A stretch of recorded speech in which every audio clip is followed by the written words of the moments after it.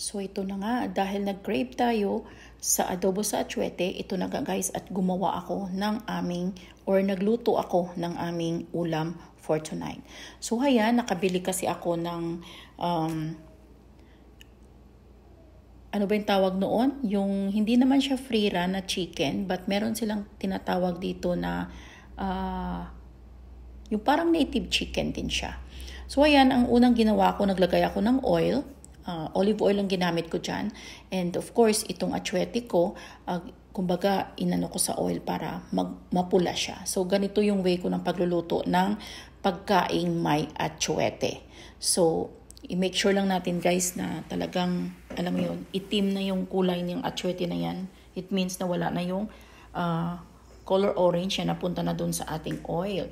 So pag gumawa kayo nito, kailangan guys, slow lang po yung fire nyo para hindi siya amoy sunog ang inyong atsuete. Kasi hindi rin masarap pag sobrang, alam nyo yun, maanta yung inyong atsuete. So ayan, ganyan lang ang pagkagawa ko dyan. Dahil nga, gusto mong kumain ng adobo sa atsuete, ito na guys, sisimulan natin.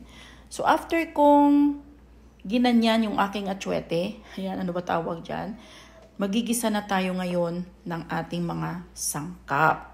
So, ang aking mga sangkap, una is sibuyas, bawang, at luya.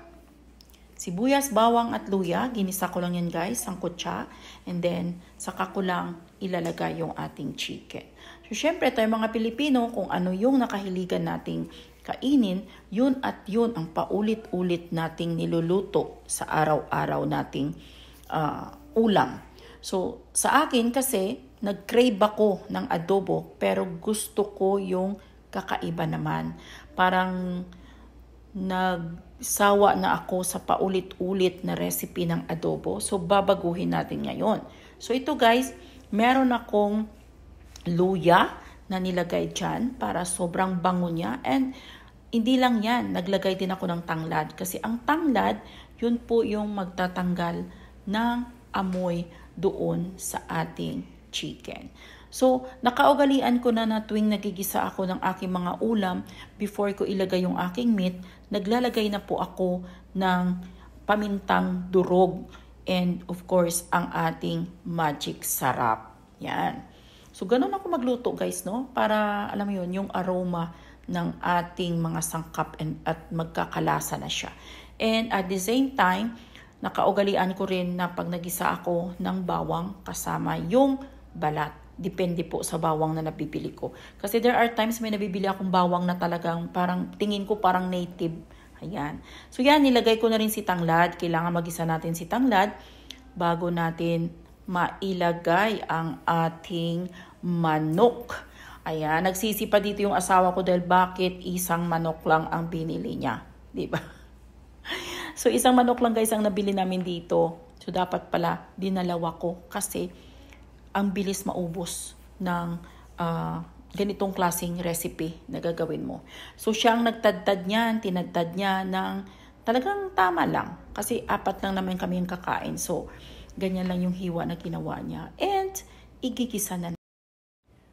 Yan, sangkot siya hanggang sa ma-absorb na ng chicken ang kulay, ang lasa ng mga sangkap na nilagay natin. So dito, kailangan din natin siyang palambutin. Ayan. So tatakpan lang natin yung ating chicken. Ayan. After few minutes, nakita nyo na guys ang kanyang itsura.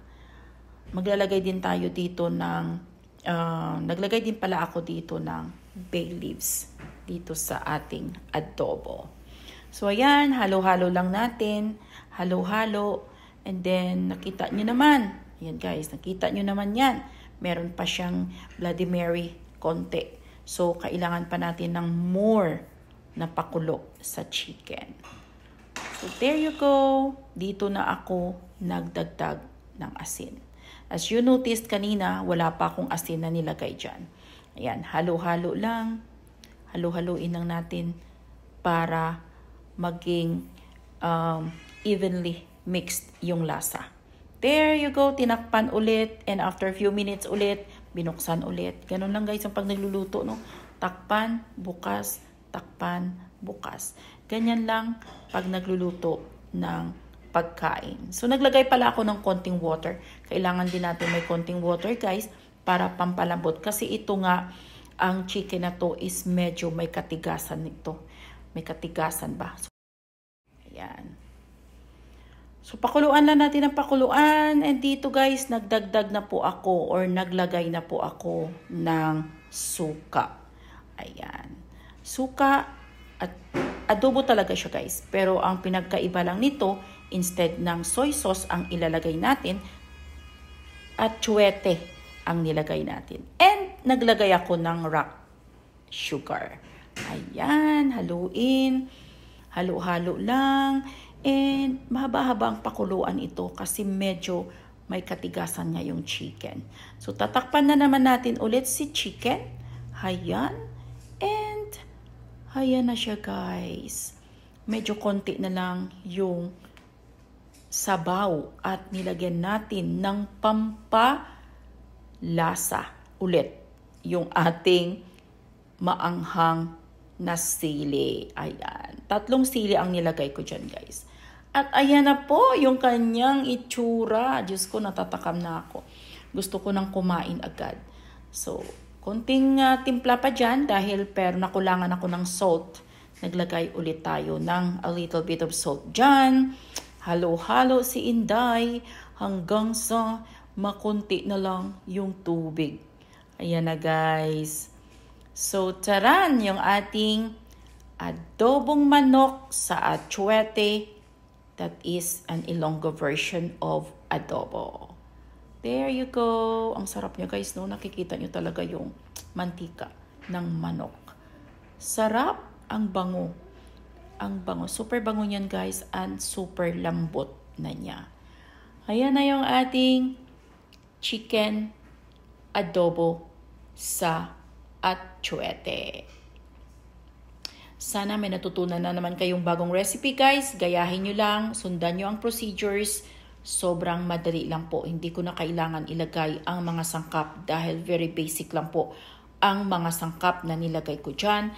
And for you to follow, panoorin nyo yung buong video. Thank you so much for watching.